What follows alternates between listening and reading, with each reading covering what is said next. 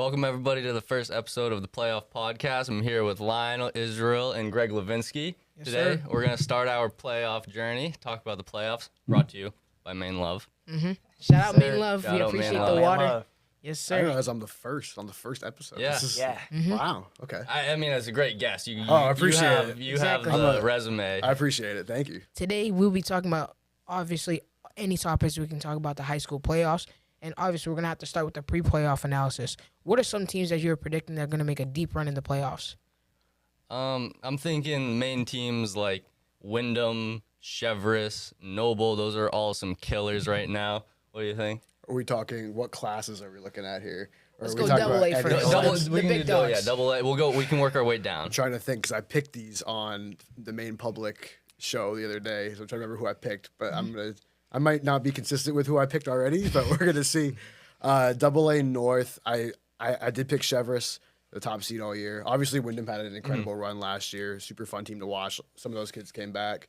I did think this might be Chevrolet's year. I thought it was their year last year too, but then Jamison Fitzpatrick was out, so it was kind of tough. I remember. And then in Double A South, I mean, Thornton Academy has kind of run the table for the most part, so it would be foolish to pick against a team like that. I saw Wyatt Benoit's averaging 26 a game, which is a lot. I remember 2 years ago when he was kind of like the understudy to Will Davies, who was the Mr. Maine basketball a couple years ago, and Wyatt was a sophomore then, first year on varsity. I remember interviewing him about Will and kind of like how much he looked up to him and all that stuff, and Wyatt has really developed into an elite scorer, so I'm excited about Thornton Academy in the South, but South has a lot of different teams and a lot of different guys that can make a run. Like, I know everyone loves Manny Hidalgo. He's a great scorer, and it's like, in a playoff situation, right? One game, maybe he can score 30-something, and you never know. But Every time I see him play, he reminds me of Isaiah Thomas. Oh, for real? Like, Yeah. just I see Every that. time. Every time he's attacking the basket, I always see Isaiah Thomas. That guy's just a good point guard. He's Also- an all-around scorer, good point guard in general, nice passing, court vision. He got everything. And they got that their shooter. And Oh, yeah, he- Carmine. oh my God. Carmine can He light dropped- it up. Yeah, he a great lit it shooter. up. He just strapped so many threes when I saw that. Carmine, sadly, Carmine's a senior this year. So is Tom, one of the best defenders in Maine right now. Yeah. They might, next year, if they lose him, you never know what might happen. But they might have some good freshmen coming up. But you'll see. Time will tell. And then, what are Foreshadowing. the biggest strengths and weaknesses you've seen in teams throughout the playoffs?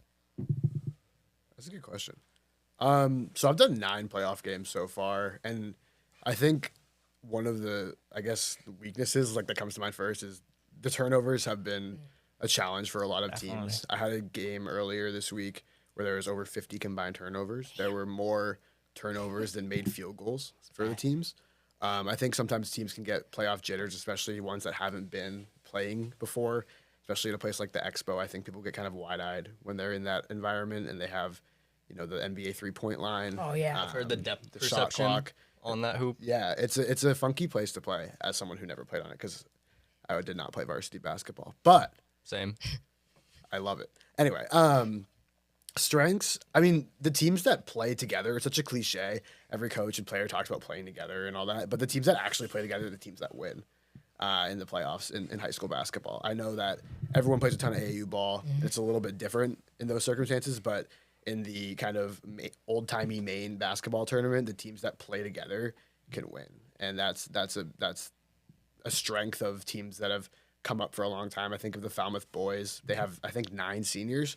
So you think about it, all those kids were on the kindergarten team together, right? So they played probably 15 straight winters together. Yeah. They're going to have a lot of chemistry compared to a team that maybe has kids coming from different towns or kids who didn't grow up together or kids who just aren't engaged with each other and maybe don't have the same chemistry on and off the court. So I think that the teams that have the best chemistry and really play together, coordinated on defense, all that type of stuff, those are the teams that seem to succeed.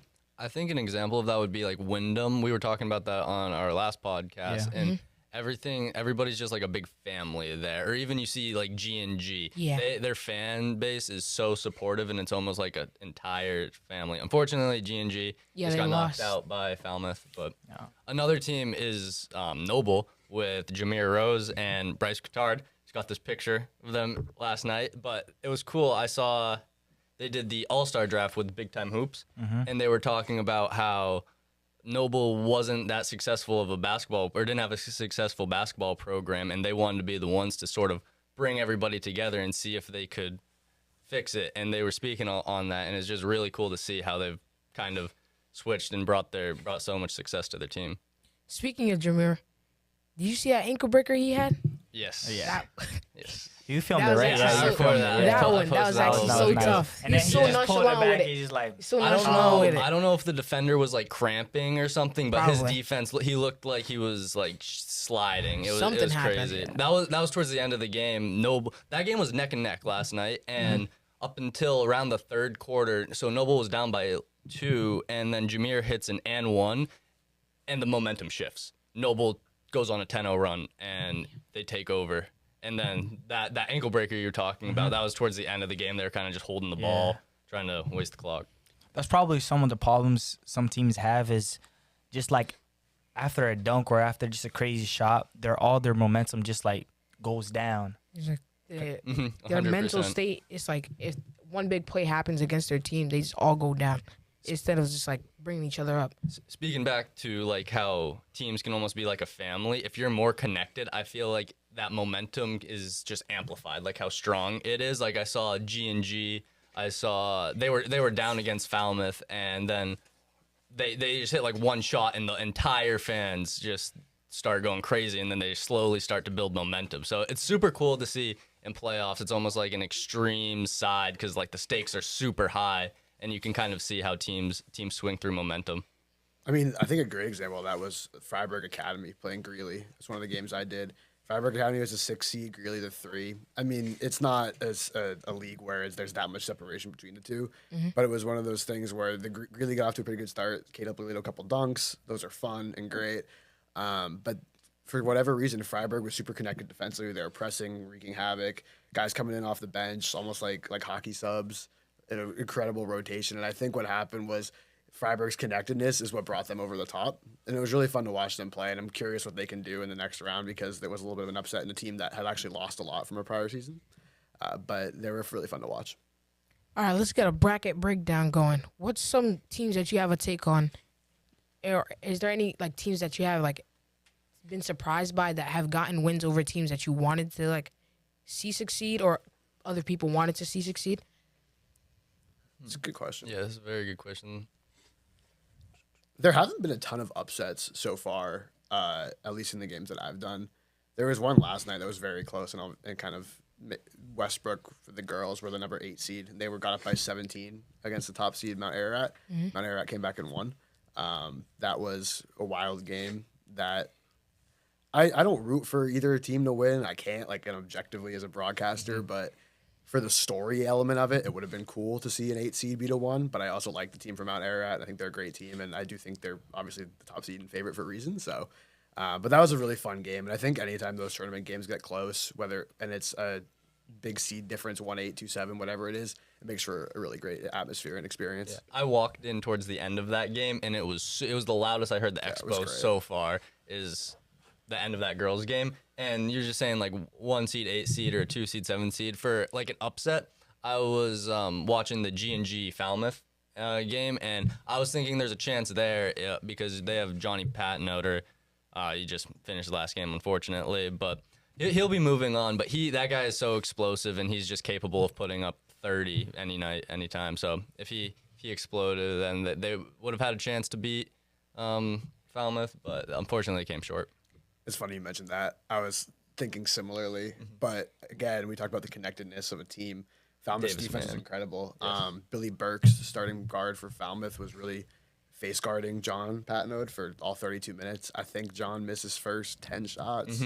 He was like 2 for his first 14 or 15. And he's a great player, right? He was a regional MVP last year, MVP in the state game. He was unbelievable, but Falmouth did a great job playing team defense and shut him down, and he didn't have maybe the pieces around him that could pick up the slack. Colby Mitchell's another player on that team who tries to help. He's super lengthy, and he can make some space and hit some crazy shots. But unfortunately, Yarmouth's size kind of took over in that game and rebounding, and they just scored a lot in the paint. And G&G was struggled scoring in the first half. And which matchups are you guys looking forward to most? Like which ones do you want to see? Like I would say I think I've been pretty vocal about this. So Wyndham plays Portland next, and if they win, there's a chance they go on to play Chevrolet. And I think seeing a Wyndham Chevrolet matchup would be very fun to see. There's a lot of matchups I want to see. I think we've always been spending a lot of time talking about the boys and just trying to even out a little bit. Oh yeah, seeing a Brunswick Mount Ararat girls regional final would be great. Yes. They last year played Brunswick, was down big. Mount Ararat then they came back. And then Mount Ararat was outscored 17-8 in the fourth quarter. Brunswick wins, goes on and wins the state championship. This year is kind of the switcheroo. Mount Ararat's number one. Brunswick's the team that's kind of playing with no pressure, trying to make a run. So seeing something like that could be entertaining. And then I know also on the girls' side, in AA South, Gorham and South Portland potentially on a crash course to meet. Gorham has been in the state championship, I think 2 or 3 years in a row. And they're a program with a lot of pedigree. Obviously, everyone knows who Mackenzie Holmes is. Emily Esposito played there. A lot of Division I players over the years. But the last couple of years, it's been players that aren't playing Division I basketball in the future. It's been a lot of players that are playing Division III basketball, but they've come really well together as a team and seem to be able to knock off the top seed in the playoffs every time. So South Portland is a great team this year, too, and I'm looking forward to that potential matchup in AA South.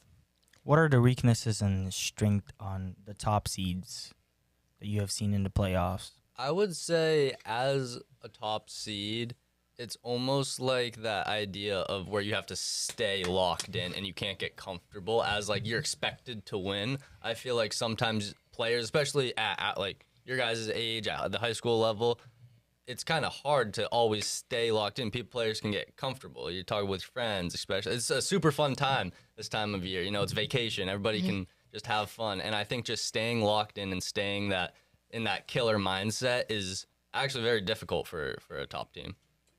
And what are some top players that you would recommend some of our viewers to go watch? Wow, there's so many. I mean, Give us the top 3 for both boys and girls. Off the top of the head, it's kind of hard to just pick out 3, but let me think about it. I know those 2 on that photo are obviously ones that people want to see. I think the Noble boys aside, that's an obvious one. Everybody should show up and watch them play because nobody plays faster than them.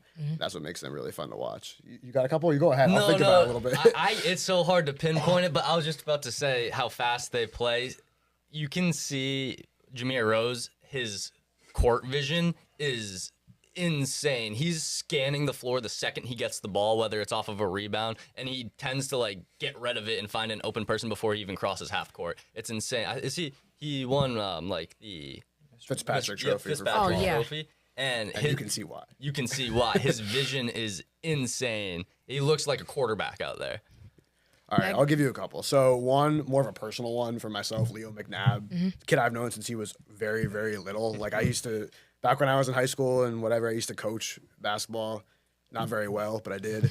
And a lot of the kids are now graduated, and Leo's one of the last ones still playing in high school. And he's obviously had a really great career. He's really emerged into a star statewide. He's a Mr. Basketball semifinalist. Hopefully he's a finalist. Hopefully he wins it, which is my, obviously, bias. So he's one.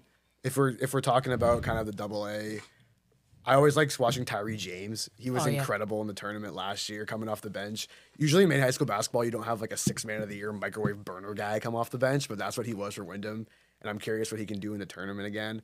And then another player that I've watched already, Theo Powell. He had 42 in the first game for Kennebunk, and I'm curious how he can follow that up and if Kennebunk can go on a little run with a senior-laden team. And they're going against Noble, so that's going to be very fun. You have two guards in Noble that are like very, very quick and fast, and then you have Theo of Kennebunk, who is just such a versatile player and can change the game in a second.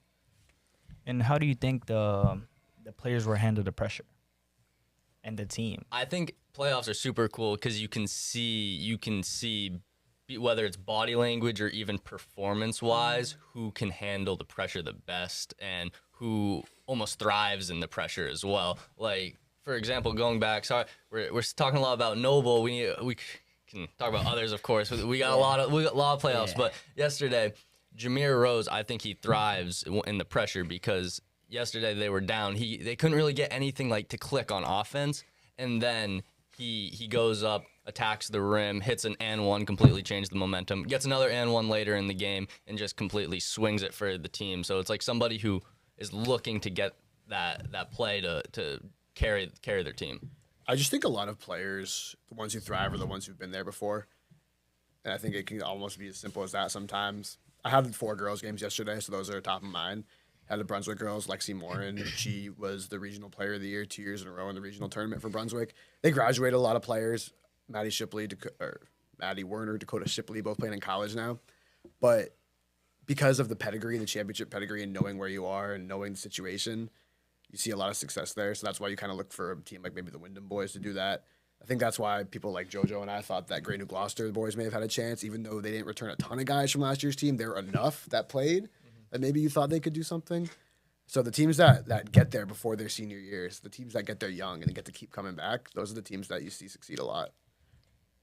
All right, let's talk about some coaching strategies. What are some coaching strategies do you think will be key in the playoffs? I actually have an interesting answer for this. I was watching some Class B matchups, and I saw a very interesting coaching strategy. A team couldn't really score, and the other team had like a little bit of a comfortable lead, and he took his starters out almost, and there was like a minute left in the first, or maybe it was the first half, and he takes his starters out. Other team has their starters in. They can't score anything, and they give the bench the ball, and they just start passing it like around the half court, and they were just like draining the energy of the other team while the starters were like rejuvenating almost, and they were just giving them that break, and then they call timeout, put them back in, and it was just super cool to see. I think it was intentional. It looked intentional, and it was very cool to see. And how do you think coaches will adjust their game plans for specific matchups? Zone. You see a lot of teams playing zone in the playoffs. I know that sometimes coaches think that's a cop-out or whatever, but it works a lot of times. And I think zone is the way that you see a lot of coaches change their game plans to try to stop opposing offenses. I've seen that a lot in the first 9 games I've done. All right, let's get to some fan perspective. What's the atmosphere like at playoff games, especially for Class AA, A, B, for all those classes? What do you see the differences between them? You see way more players show up to games, and it's super cool to see some players like kind of click up and sit next to each other. I saw like the Chevers boys and the Falmouth boys sitting together, and it's kind of cool to see how all these players can kind of connect and talk at this time of year. There are definitely certain programs and certain schools that bring bigger or more enthusiastic fan bases than others. I find that in the AA games, a lot of players who are playing AAU or go to school with each other or whatever, they come to the games.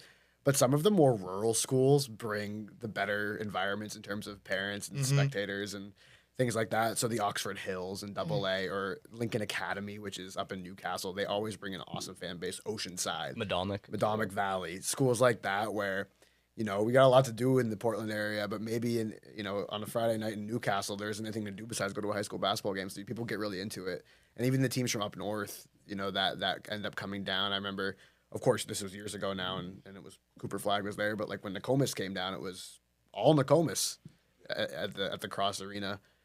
So it almost seems the more rural you get, if you get the right balance of having enough of a population, but also being kind of not a center of commerce or not a center of things going on, you can get some really awesome atmospheres. I think that speaks back to kind of how teams can work together as a team, and it's almost like the culture of the neighborhood. Like a state championship can do so much for a town, even if it's like a small town. It can just bring an entire community together, and I think that's when you can really reach your highest potentials, when you have all of that energy and all of that support. Which I think we saw last year with Great New Gloucester, right? 100%. The atmosphere was incredible, and I remember all the little kids who were on the travel teams all like swarming the Heberts and John Patino like they were like Luka and Kyrie and LeBron, right? Like they're coming after them like they're pros. And I think obviously you set an example for those kids who in the future will be in that situation.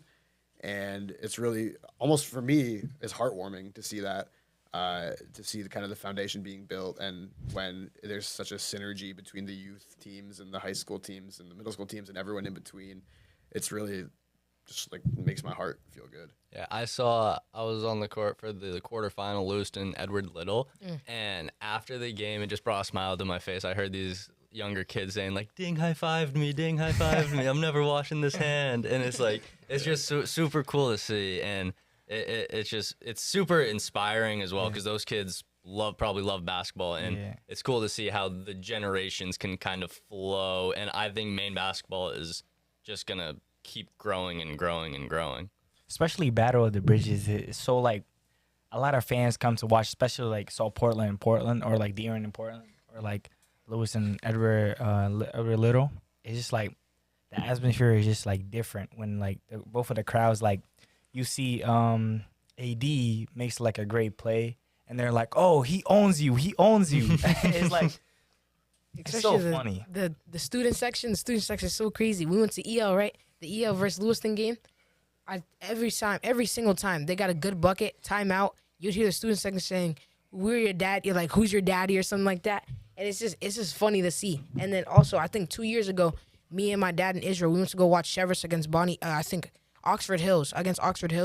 I've never seen so much green in a stadium ever in my life. They travel very well. They do. Like, it's like from the beginning of this, like the chairs all the way up to the top row, you'll just see green, green, green. On the other side, you see a couple of fans, other kids, students. You'll see families, but like, not as big as the Oxford Hills section.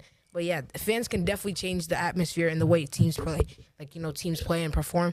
And I can agree too. It does relate. At school games, for my first game of the season against King, I'm telling you, the whole entire bleachers was full. And that made, obviously, that made me have to play at my best. I also was playing against my father, so I obviously had to play a little bit more, step it up. I cooked him, dropped 36 on him, but we lost by 5. We'll get him next year, though. And Actually, not next year. You know what? I'm going to let you slide for this time.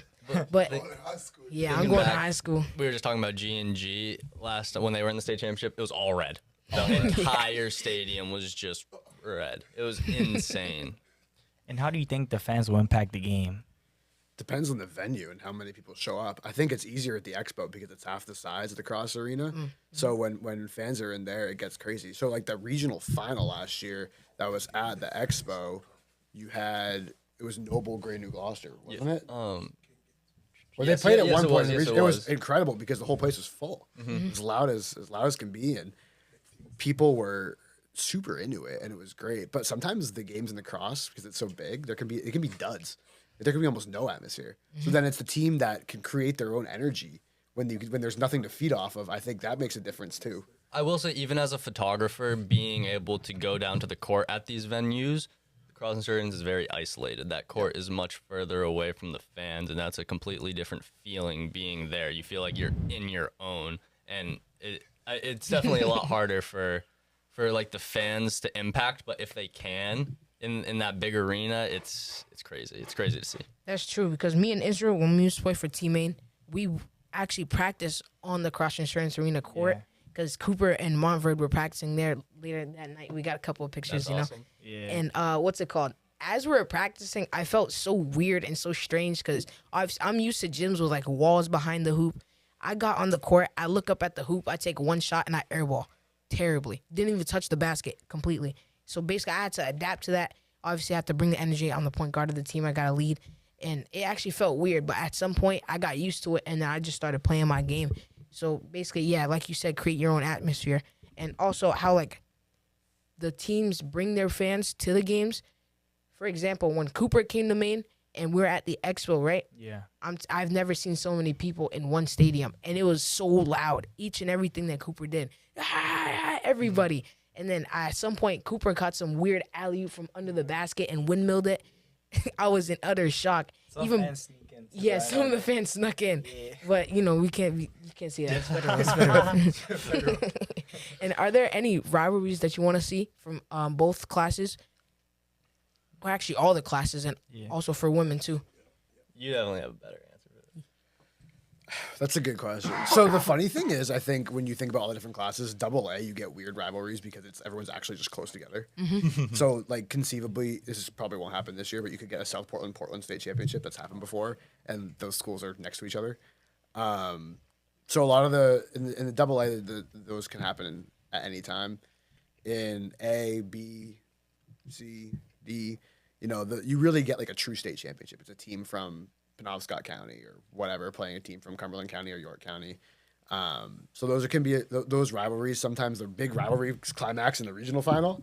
Then when you play the state game, it's a team you probably haven't ever seen before. Specific ones, I mentioned the Brunswick Mount Ararat girls would be great. I think I mean, the Wyndham one you said, Wyndham Cheverus, they're not like a rival traditionally, It's just two big but teams. it's the reigning state champs against the team that thinks they're the champs, sort of thing, or thinks that they could be the champs. Almost the champs last year. Right. Okay. Again, they threatened 2 years ago too. Man, off the top of my head, that's tough. But there's a lot of good potential rivalries we could see for sure. And I think in playoffs, that's like battling fan bases. That's where rivalries can be created as well. And are there any lower seed teams that you guys think could pull off a chance of winning the finals?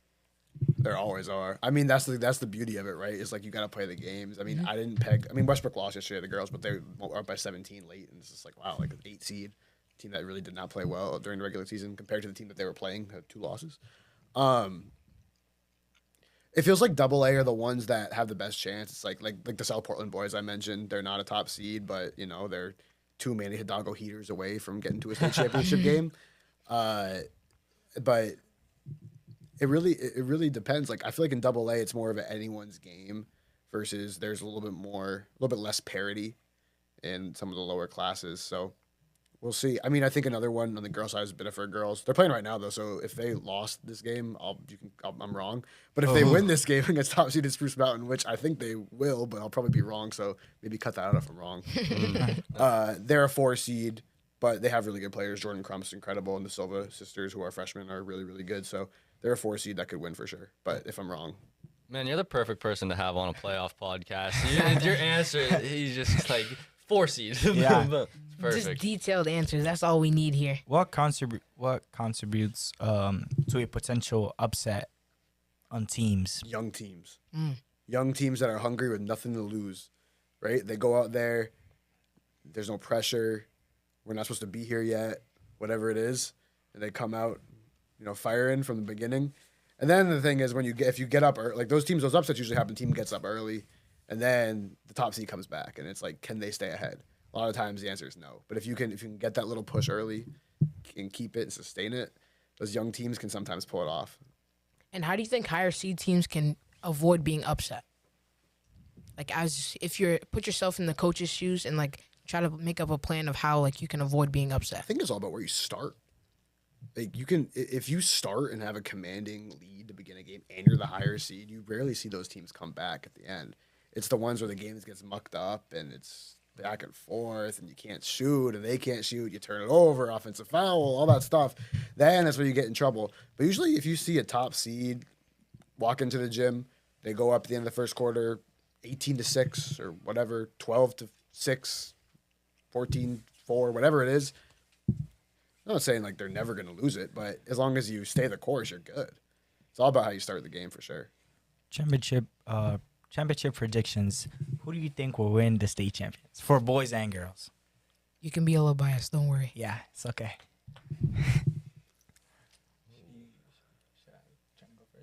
Yeah, let's see what you guys have to say. Yeah. Honestly, I'd say Sopo. I got two. No, I'm from Auburn. I have to go with EL, and then I'll go with South Portland. Go Red Riots. You got them. I can't wait to see that Edward Little game. Yeah, They're playing against Cheverus. Yeah, That's gonna be a great Cheverus, game. all of like Cheverus was at the Edward Little Lewiston quarterfinal. Oh yeah, I saw some of the boys, the Cheverus boys. Yeah, I mean, I haven't seen Ding play in person this year, and I know he's like elevated his game exponentially in a year's time. I've seen the highlights, obviously, and the highlights happen a lot. Or that's what it seems like. I mean, people like you make it seem like he dunks 25 times a game. Yeah, we were there, and you were there also. We having a father as a coach.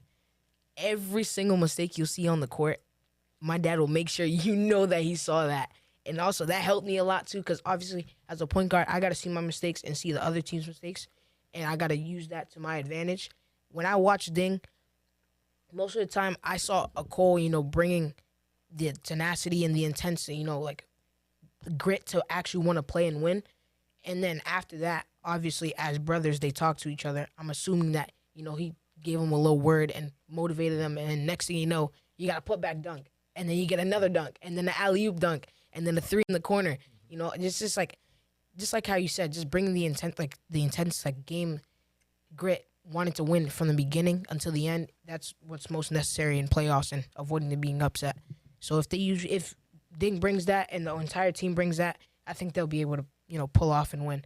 So I'm not even a player, and Coach B was telling me how Edward Little needs to change their offense Yeah, that exactly. game, bro. We were going and we were just dissecting the way Edward Little. We saw the last regular season game, Lewiston, Edward Little, and then I came back for the quarterfinal. And it was that first game where we were like dissecting Edward Little's offense and like how they were using Ding. They almost like just stuck him at the free throw line. But that came back for the quarterfinal and got a lob from a Cole, Ding in the Cole. That was a great clip. Y'all didn't say it. Which one? They didn't say their stage. Oh yeah, you didn't say your predictions. For You're not gonna double let A? it slide. Well, I was hoping you wouldn't go back to that. You thought we were gonna let it slide. Nah, bro, you're gonna give us our answer. Everyone loves like bulletin board material, so like have fun with this. So double A, I'm gonna say Chevrolet. I'm gonna acknowledge I have bias there though, but I'm gonna still say it. Double A girls will be Oxford Hills. Ella Pelletier. So one thing I learned yesterday, well, I learned about two people. So, they say student athlete, right? Ella Pelletier, she's probably gonna be Miss Basketball playing Division I basketball, and she's the valedictorian of her class. So you can do it all. Oh, right? Wow. Same with the girl from Great New Gloucester, Izzy Morelli. I don't know if she's playing in college, but she just scored her 1,000 point yesterday. A great high school player, valedictorian of her class. So for people who think they can't do both, that's an example. So that's the double A. And then, in A, you have to predict Noble, I guess, right? But, I don't think they're infallible. I think they could lose. I think a good Falmouth team could muck up the game the right way. They've been to a lot of state championships over the years. I don't know who will emerge from the north. Messalonsky, I guess, is really good up there. And sometimes when you've never seen a team before, they can cause you fits. But I think Noble's the favorite. And then the Class A girls, I just want to add because up in the north, there's a girl, Maddie Provost. She plays at Lawrence High School. She's a junior. Already scored her 1,000th point. Definitely going to play Division I basketball. She's incredible. And they're undefeated this year. I remember 2 years ago, I saw them play in the state championship game. I can't remember if she started or she came off the bench. But she was, as a freshman, just amazing. Had, 20-something points at state championship game, the reason they won. And she's pieced together a really incredible high school career. So I want to make sure that she gets some recognition because I've heard she's a lot awesome. about her. I thought I pronounced it Provost, but is it Provost. Provost. Okay. Shout out Maddie Provost. She's a dog. Yeah, she's incredible. And do you guys have any championship game score predictions? Oh Keep wait, running you away. think He no? We're keeps not gonna running let you go, away. bro. You're gonna give us our Since answer. you said Chevrolet, I've seen Chevrolet play a few times this year. Talked with Leo. Great team. That Jamison Fitzpatrick. They have such a great team. But just because you said Chevrolet, I'm gonna say Wyndham. So that way, go back. Even and it forth. out. Shout out Okay. AJ Moody. We got some fun stuff planned. He might be coming on this podcast. That'll be awesome. And so that is that a good prediction? For Yeah, you that's a guys? good prediction. Okay. Yeah. It's a good prediction. Yeah, we just need an answer. We're not gonna let you run away that easy. And what are some key takeaways that you guys gotten from this playoffs, season or games? The teams are never out of it, even when you think they are. Like I mentioned, that being down 17 the third quarter in the game the other day, I thought it would be over. It wasn't. It doesn't take. Sometimes these games can be so low scoring. You got you're in a 32-26 game. It feels like a team's up by so much, but it's not. You get 2 quick threes, you're back in. I think these games aren't as out of reach as you think sometimes. I saw a team not get a bucket for an entire half. Wow. That was Wait. the Madomic Valley Lake Region game. I went to Lake Region, so you got. Okay, I can say that. I'll talk. But they just weren't. They were playing very slow on offense. It's like they were trying to sort of stall Madomic. It's very hard, but they just couldn't get anything to click because Madomic's defense is insane. Lake Region didn't score until a minute 10 left in the third quarter. And they got it off of a fast break. Yeah, I don't know if that was a strategy, the stall ball thing, but with no shot clock, you can do it. I don't think it really works most of the time. Evidence right there. Yeah. I think they were down 30-0. They didn't score in the first half. And the irony is that their coach is the Guinness Book of World Record, most 3 points made in an hour. I was just doing a clinic with him before I got here, and also with Mackenzie Holmes' dad. Lenny. Sorry. Yeah, Lenny Holmes. Yep.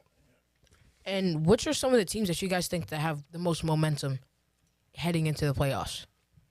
or heading into the quarterfinals or semifinals? Right now, I mean, I think Kennebunk carries a lot, or Theo Powell and Kennebunk carries a lot of momentum from the 42-point game. That game tomorrow night is going to be fireworks because Noble is coming off of a great game, and then Theo Powell is coming off of a school record-breaking game. So I think that'll be interesting. No, that's the team I was going to say too. I think you always wonder how the big performance can be followed up. If Theo Powell, let's say he has an off game, they shut him down, whatever the defense is, someone else going to be able to shoulder the load, which we kind of saw last night with Noble. I mean, Jameer did not have a great game, especially early on, but then Bryce Guittard in the third quarter had 10 points. He kind of kept them afloat. Game was tied. He went on a little run by himself, and I explained last night, it was kind of like if you want to do the comparisons, like, you know, Jameer's Batman, Bryce is Robin, if Jameer's Steph Curry, Bryce is Klay Thompson, like however you want to look at it. And, you know, even Steph Curry needed Klay Thompson to do well sometimes, right, to win a game. Yeah, and Klay has the record for the threes in a game. And, you know, last night, Steph Curry didn't have his day, but they needed Klay, and Klay stepped up. Hey, Steph still had some big plays to change the momentum that allowed Robin to take over. For sure. Play. But what I'm saying is, like, you know, Jameer is not no one's a perfect player. Mm-hmm. And, you know, he still stuffed the stat sheet. He almost had a triple-double. Like, he's an amazing player. But on a night where he was not 30, 15, and 10, it was a low-scoring game, 12-12, like 16-14 at the half or whatever. He had foul trouble, 4 fouls. You got to, you know, it's a 5-player game, right? Yep. On the court, usually more than 5 plays. So sometimes you need that. Jameer will probably respond with a 20-point, 17 assists, 10 steal, whatever game. He's incredible, but you know, it was good that he got that one out of the way. So the rest of them, you kind of expect him to play well. So you say we're talking a lot about this game, but it was a great game. You're saying he was in foul trouble, and they took him out. I think it was the third quarter. And I was kind of interested to see, because I haven't seen enough Noble to see like how they fully operate. I saw them versus G&G, and I think like Bryce and Jameer were in the entire game basically. So I was interested to see how their offense was gonna look when Jameer was off the court, because he is such a huge role in that. And that's really when Bryce kind of took over, and Bryce kind of like showed that he's like, I can still operate this even without Batman. What do you think the losing team needs to work on for the next season? I think you can almost learn more from losses than you can wins. So I think just going back to the sheets and just seeing like whether it's turnovers like we were talking about, or even just like now they have the comfortability of being in the Expo or the Civic Center or whatever. All right, if you were to go into a top, like a 3v3 tournament, right? All of us make a 3v3 teams of players that we've seen throughout playoffs. Who would you bring? I could go first. You got it. So I'll go Leo McNabb, AJ Moody, and Ding Maywin. So we're not one of the 3. What happened? So I'm not one of the 3? Not one of the three. I'm the coach. Yeah, you're I'm the the coach. coach. You're the coach. Yeah. All right, because if I'm thinking about myself selfishly, who I want as my 3, I want to throw alley-oops to Ding, Yep. There you go. right? And I want Jameer Rose to pass me the ball. So that's what I would want. That's a smart 3. Yeah, Jameer. You also have like Leo. I think Ding is so versatile, and there's like Jameer and Leo are both really, really good guards. Jameer takes a little bit more of a playmaking aspect, while I feel like Leo is a little bit more dominant in the scoring aspect almost. But I think having those 2 guys and Ding is insane. Or maybe even throw Theo in there. Or like Manny. Yeah, Manny. You just Yeah. took, yeah. As a coach, I'll go Manny as my guard, and then I'll probably get obviously Theo as my 2, and then at my 3, just for this 3v3 tournament. Let's see, I'm gonna need some height. Probably like Jamison Fitzpatrick or Ding Maywin. Yeah, probably I'll go Ding Maywin. So I made a post for the playoff podcast, and it was like almost like buy a 3v3 team, and it was like kind of ranked players. That's where I took. That's where you took. It was Ding, AJ, and I think It was Johnny. It was Johnny instead of Jameer. Yeah, because Ding was a top level, and then you have like $3, and then 3, 2, and then 1. Yeah. Those are fun little polls. Yeah. I like that. I think I just wasted all my money. Yeah. Yeah, all your money. I think. Wait, how much money did you So put it on was it? $9. It was $9. You had $5. $5. $5, yeah. So it was Ding, Leo, and Jameer. Yep. And then the $3 level was Johnny. Here, I'll pull it up real quick just so I don't. I think it was Johnny, Gabe Lash, and Manny. And then the level 1 was AJ Moody, Theo Powell, and Ollie Higgins. Yeah. Yep. So I took AJ, I took Johnny, and I took Ding. If I got to interest or an IOU, I'd take Ollie Higgins for 2 years from now. He's good now, but he's got so much potential that he still hasn't tapped yet. Because he's 14 years old. Yeah, I've seen even just so far in the playoffs, I've seen some sick shots of him, super hyped from 207 Productions up shooting with Brewer. That he is insane. He's next level. Yeah, they're very up north, but they're actually a pretty good Wait, team for up north. What division they are? C? Hey. Hey. So Plus they A. could conceivably play Are Noble they? Yeah. Okay. in a state championship or whoever comes from Brewer. the south. Yeah, Brewer. Are they A north? A north. So Okay. Brewer, Coney, Mesolonsky, Fairfield, Lawrence, which is in Fairfield. And what's probably the most memorable play that you've seen throughout playoffs? Can I do ever? Yeah, ever. All right, this is so nerdy. I'm in 8th grade, right? Sitting this is 2011. Wow. You weren't even alive yet. No, you were. Barely. Yeah, I was. I was 1 year old. Right, so I'm sitting there at the top of the expo with Riley Haynes and some other people. Delaney Haynes' brother. She played basketball at Deering. Really good player. She's playing in college right now.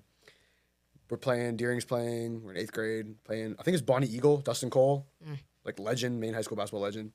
Pat Green literally comes back in my life later randomly. Hits this buzzer-beating shot for Deering and then win the state championship the next game. It was amazing. That shot from Pat Green, I'll never forget. We're 15 years later or whatever it is, and I'll still never forget it. Because I was in 8th grade at the time, and I thought I was gonna be the next Pat Green or whatever. I wasn't. But then Pat Green ended up being an athletic trainer at Cheverus basketball camp, and then I was coaching at the camp, so it's kind of funny. So many years later, to be oh my God, you were that guy. That was a crazy moment. And Deering hasn't won a state championship since. So, Damn. I have actually Shots I have a similar memory for myself. I was probably still in elementary school, fifth or fourth grade. This was 2016 when Lake Region won the state championship game. And I remember going, it wasn't for the state championship game. It was an away game. And I'm pretty sure it was either a quarterfinal or a semifinal. I forget what it was, but Jack Lejeune hits a game-winning shot. I think it was in overtime. And I just remember that because that whole thing got me so into basketball, seeing your local team win state championship. It just seemed like these guys are NBA players, they just won the NBA finals and they're bringing it back to your school. It's super cool. What's the most creative or loud cheer you ever heard from a high school student section or from their fan base? You know what? I'm gonna respond to this. I've been disappointed with the student sections in the playoffs so far. They have not been showing up. There's been very few chants. They haven't been there. It just maybe it'll happen. I know that last weekend was during the it was the weekend. There was a storm and all that stuff, and I'm hoping the student sections kind of bring it a little bit. It's been very quiet. The parents have been there, which is great. Community members are there, but the students, I haven't seen that many student sections. They haven't been super loud. And that's what can make a tournament atmosphere. So kids who are on vacation this week and not in Florida or whatever, just go support your school. It'll make it a lot more fun, and I'm sure as a student you would have a lot of fun being there too, seeing your friend from algebra win a state championship. Get off these things and go support your local high school. Go support your local high school. And what is the craziest thing you ever heard a fan say? Or a crowd. Let's say a crowd. Chirp. Have you ever heard a crazy big chirp? chirp? Is bird calls or hunting calls during free throws and stuff. I hate it when people distract me on free throws. So it's a piece in class. this wasn't in Maine high school basketball, but this is at the college I went to, Boston University. There was somehow a swimming team from Holy Cross was going to their practice, and they were all in their Speedos, and they were over the free throw shooter. So that was definitely an interesting one. Oh yeah. Go Okay, ahead. so this is not public yet, but our sponsor brought to you by Maine Love. This is a water company that is brand new. They have right now still and sparkling water that actually comes from the Sebago Lake water source. So that's like all of the local breweries in Portland and stuff. They are bringing jobs to those breweries because sometimes these breweries have just stock that's just water before they add all of the other stuff to it. And so nobody can really work on that. So that's where these people come in, where they can that water instead of just letting it sit and have nobody. So they're bringing more jobs into these breweries and also just creating an awesome alternative. And Sebago clean water. It's pretty good. Pretty good. It tastes great. Yeah, and they have more products coming out. I'm not sure if I'm supposed to say what are coming out yet, but it's pretty awesome. And I would say I honestly prefer the bubbling water. So who runs it? I don't know how much I'm supposed to say. Tastes just like water. Yeah, it tastes just like it basically comes from my backyard. I live on Sebago Lake from Lake Region. Tastes like your backyard. So that no, hopefully not. But Dude, that should be their slogan. yeah. But they just recently signed with the Hearts of Pine soccer team in Portland. We got to do a shoot there. A great product, and the colors are good. They have. Wait, quick question. Is this our sponsorship for us? Yeah, for the playoff podcast.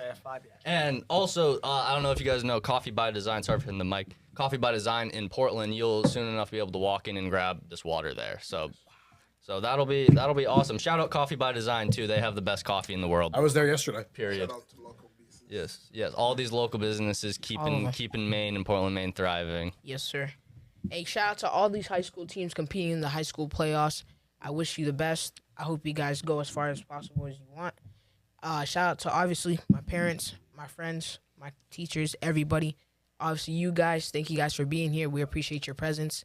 We thank you for all the great details you gave to us and your fans. Some of us didn't even know some of the details that you gave to us, and we really appreciate that. You guys, by any chance, have any shout-outs to give out?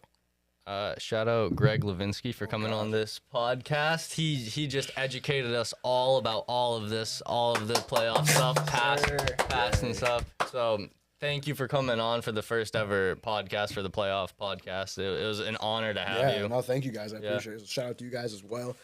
You know what? We got a shout out to the kids playing in the tournament, right? It's such an exciting time of year.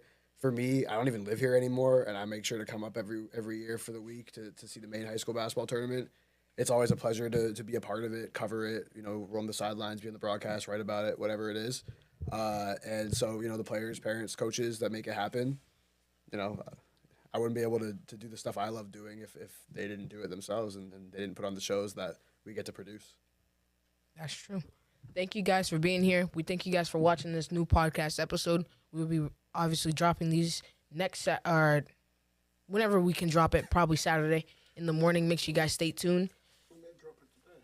Probably today. Yeah, we can drop it today. Yeah, we're gonna be pumping these out as these playoff games come out, and so we just want to say thank you for watching our first podcast. Hope to see you more, and we'll come back. We'll come back for end of the state championship, and we can recap everything. Mm-hmm. So exciting start, and that's it.